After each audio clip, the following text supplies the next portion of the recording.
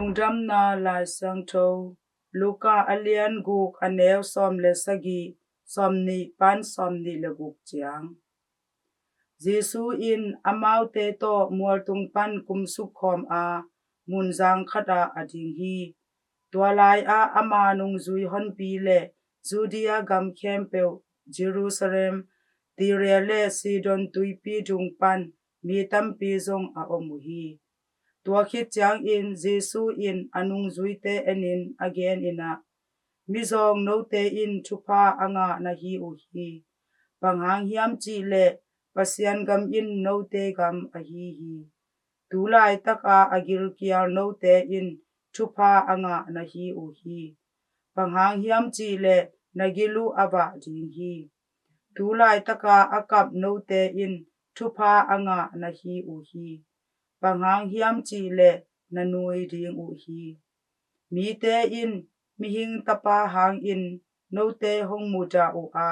hong hol hiat u a hong ko siat u a namin u hong siat sak chiang in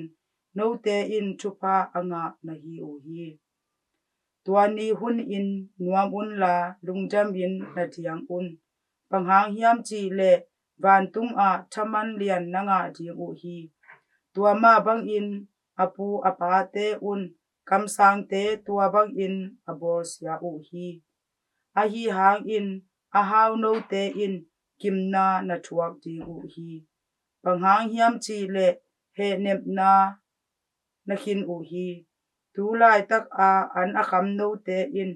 gimna na thuak ding u hi panghang hiam chi le no te na gil kyal ding u hi tu lai tak a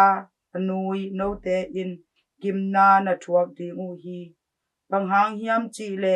no te thum in na kap ding u hi mi khem pe in no te hong phat u chiang in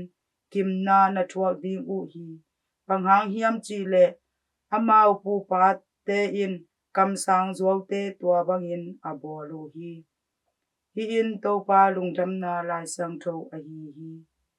Christu to pa o na tunga phatna ta hen